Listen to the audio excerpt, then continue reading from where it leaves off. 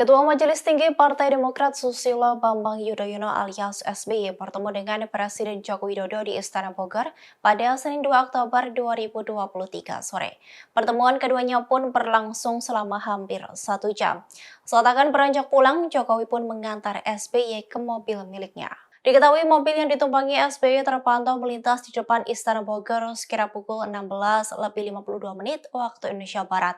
Mobil berplat nomor F414RI itu lalu memasuki kompleks Istana Bogor melalui pintu yang terletak di samping gereja Zebaot. Pertemuan itu selesai sekira pukul 17:44 waktu Indonesia Barat. Jokowi terlihat mengantar SBY keluar dari Istana Bogor hingga mantan Presiden ke-6 Republik Indonesia itu memasuki mobilnya. Pertemuan antara Jokowi dan SBY ini berlangsung kurang dari 1 jam atau berakhir sebelum azan maghrib berkumandang. Diketahui bahwa pertemuan ini diselenggarakan setelah Partai Demokrat mengumumkan presiden dukungannya. Partai berlogo bintang Mercy itu mengumumkan dukungan mereka kepada Prabowo Subianto sebagai calon presiden dalam Pilpres 2024. Sebelumnya, Partai Demokrat merupakan bagian dari Koalisi Perubahan untuk Persatuan.